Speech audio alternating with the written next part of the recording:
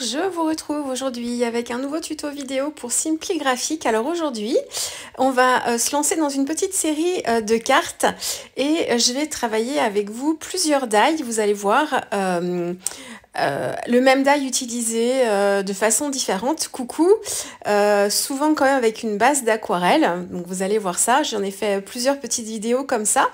Donc là aujourd'hui on va utiliser le die qui s'appelle sapin concentrique. Vous voyez dans le set de die vous avez 3 formes de découpe qui vous permettent d'avoir un sapin en fait de taille différente, donc que vous pouvez utiliser ensuite sur n'importe quelle réalisation, soit tout seul, soit superposés les uns sur les autres.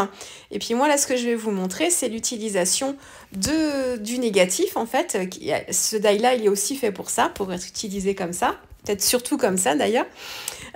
Et donc j'avais en fait en tête sur ce die là de le faire vert en fait, et d'avoir un dégradé de vert comme ça pour aller du plus clair au plus foncé ou du plus foncé au plus clair. Donc voilà, je vais vous montrer un peu comment j'ai fait. Alors c'est très très simple, c'est une vidéo tuto accessible largement aux débutants, même au contraire, ça peut être un bon exercice. Et là en fait je vais vous montrer comment j'ai fait mon dégradé de vert. Alors je vous le montre, la vidéo n'est pas faite comme un exercice. Si j'avais voulu vous faire cette vidéo comme un exercice, j'aurais procédé différemment. Là, en fait, j'ai cherché à avoir 3 tonalités de vert différentes, avec 3 niveaux d'intensité. Mais j'ai pas forcément utilisé le même mélange. Si j'avais voulu vous faire un exercice, je vous aurais fait travailler la dilution avec un mélange pas beaucoup dilué, un moyennement dilué et un très dilué pour avoir votre dégradé. C'est souvent ce qu'on fait quand on fait les nuanciers. Là, en fait, je travaille un peu mes couleurs et j'essaye de voir un petit peu ce que ça donne. Là, je suis pas forcément bien arrêtée sur mes couleurs. Je veux travailler avec mes aquarelles Isaro. Donc, comme c'est des aquarelles que j'ai depuis un petit moment, mais que j'ai pas forcément bien exploité encore, là, du coup, c'est un petit exercice pour moi qui me sert aussi à connaître un petit peu mes couleurs. Donc j'essaye de voir avec les verts que j'ai, les bleus, les jaunes, qu'est-ce que je peux obtenir comme teinte. Donc je suis en train de tester.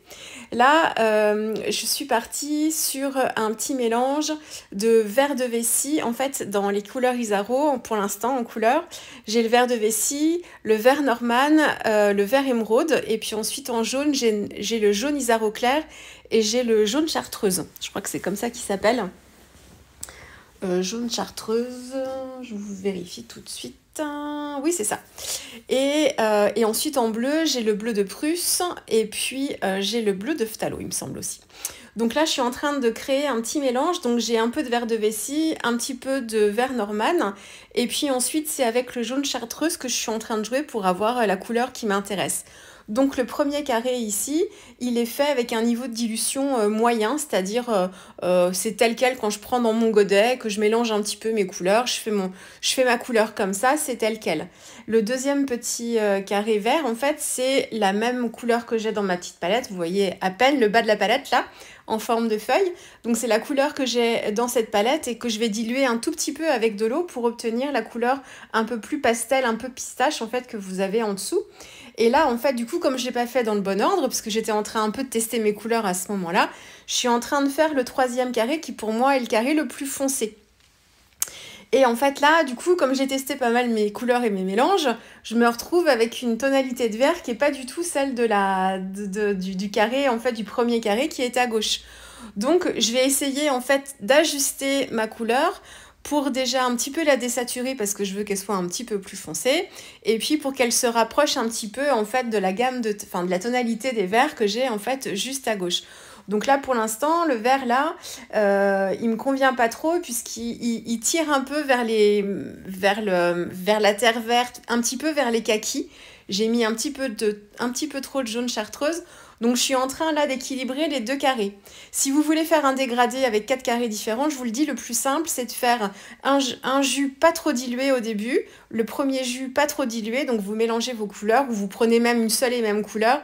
Vous pouvez faire l'exercice avec la terre verte brûlée qui est une couleur de vert qui est très pigmentée et très foncée à la base, et vous allez comme ça faire un premier carré pas trop dilué, un deuxième carré un peu dilué et un troisième carré très dilué, et vous aurez votre dégradé. Et comme ce sera la même couleur de base en plus dans le même godet, vous aurez la tonalité parfaite.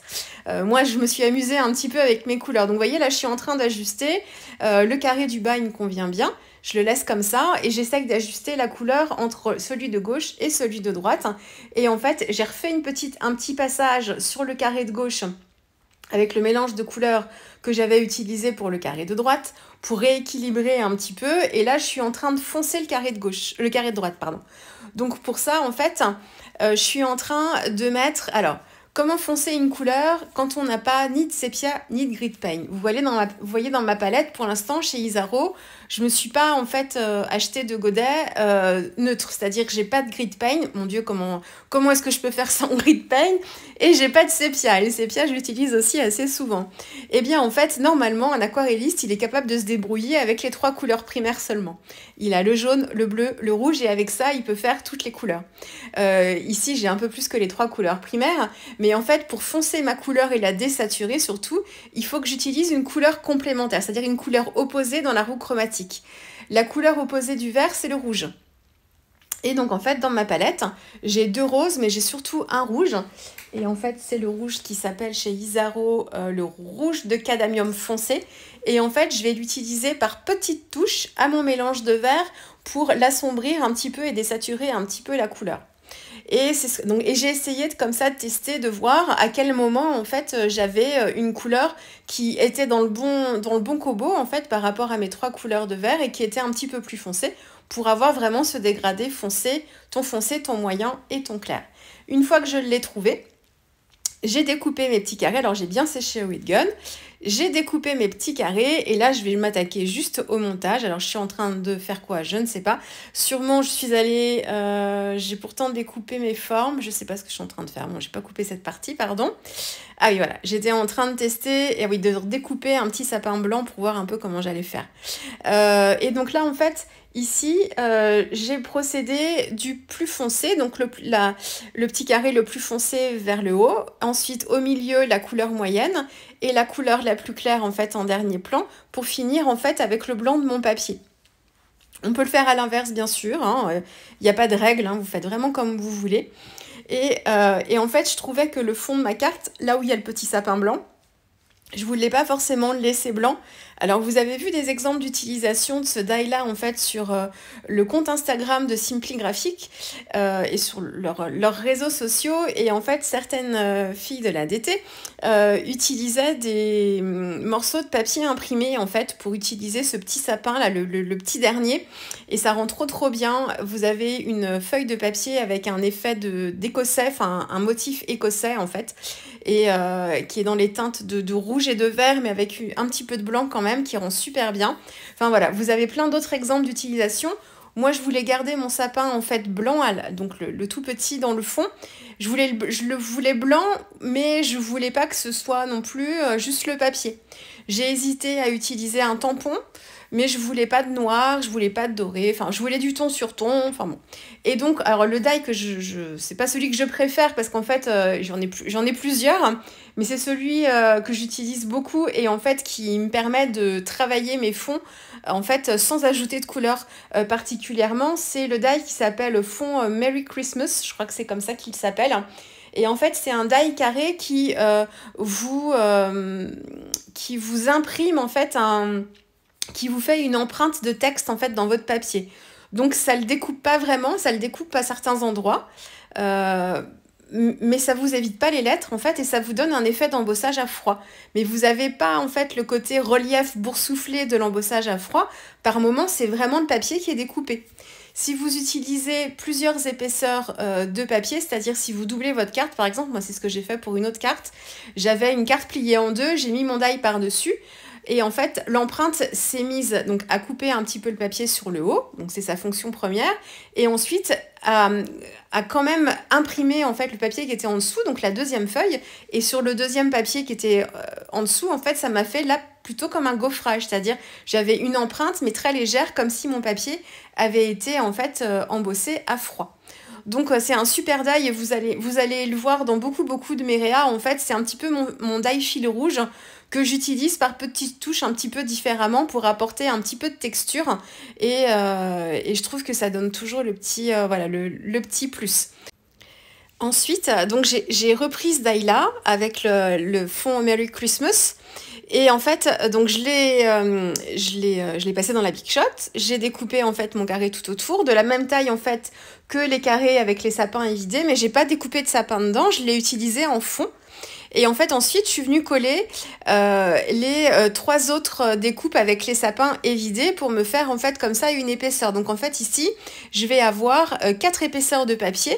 Les trois papiers où j'ai les trois tailles de sapins différentes, et puis le papier de fond, enfin le fond de carte bien sûr, mais en fait le papier avec le fond Merry Christmas aussi qui représente un carré à lui seul. Donc vous voyez, j'ai une carte en fait avec un effet 3D comme si elle était cartonnée parce que j'ai quatre épaisseurs de papier mises les uns sur les autres pour pouvoir obtenir en fait un petit carré quand même relativement épais.